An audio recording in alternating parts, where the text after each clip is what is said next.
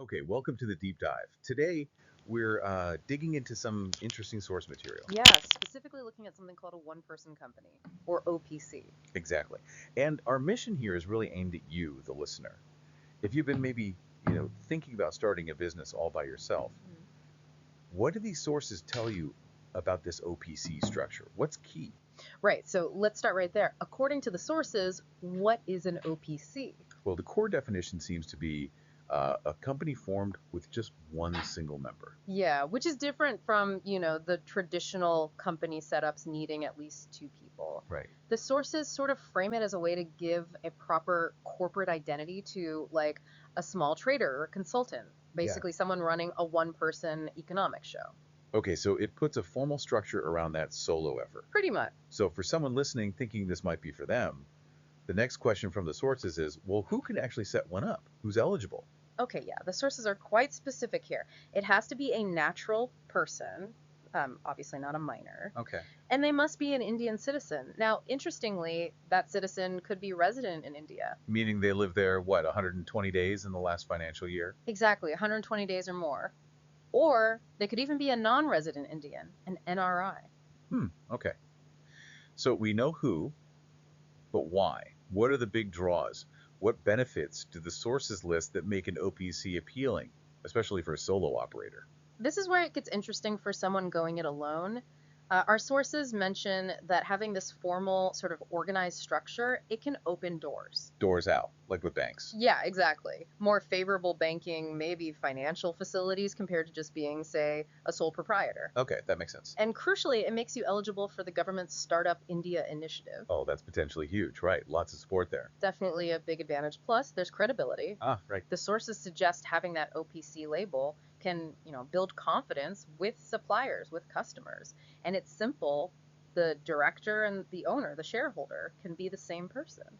Simple and credible. What about legal protections? The sources mentioned those too, didn't they? Limited liability, separate legal entity. Absolutely, key points. Separate legal entity just means the law sees the company as its own person, distinct from you. Okay. And that directly leads to limited liability. So if the business runs into debt or faces legal issues, Your personal stuff is safe, your house, savings. generally, yes, your liability is limited to what's in the company, not your personal wealth. That's a massive difference from being a sole trader where everything you own is potentially on the line. Big difference indeed. The source also mentioned tax, briefly. Yeah, just noted varying rates like 22% to 30% depending on turnover. Okay, so the why is pretty clear. Protection, credibility, access. Now, if someone's ready to, take the plunge, what about the how? What paperwork do the sources say is needed? The sources give a fairly clear checklist. For the director, who's also the member, you're looking at passport photos, PAN card, Aadhaar card, Standard IDs. right, and identity proof like a driving license or passport, plus utility bills, electricity, phone, that kind of thing for address proof. Okay, and for the company's registered office. You need the latest utility bill for that address too. Yeah. And if you're renting, a notarized rental agreement and a no objection certificate, a no C from the landlord. And if you own the property. Then the sale deed would likely be needed instead of the rental stuff. Seems doable, just needs attention to detail. The source also mentioned, though, that just registering the company isn't the end of the paperwork, right? Other registrations might follow. That's a really important point. It depends on what your business actually does. The sources mention things like GST registration if your turnover hits a certain point. Right. If you hire people, PF registration comes in once you have 20 employees. Professional tax, depending on the state. Local licenses, labor laws. So forming it is step one. Operating it formally involves ongoing compliance. Exactly. It's not just a one-off thing. Now, the source also tackled a couple of specific questions, like can one person have, say, two OPCs?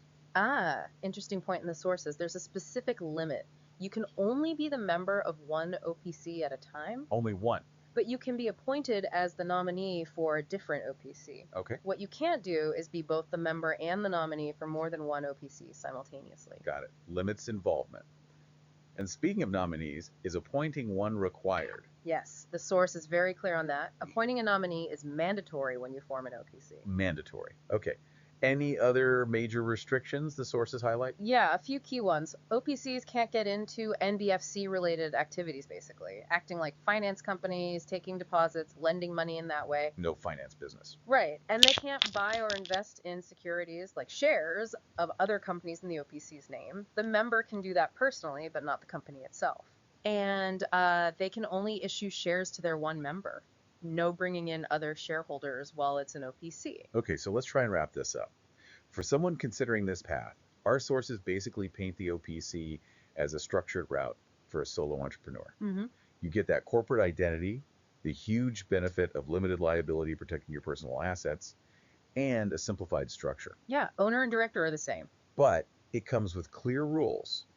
Who's eligible, the documents needed, potentially more registrations later. And those restrictions on activities and how many OPCs you can be involved with, it provides a defined framework. Exactly.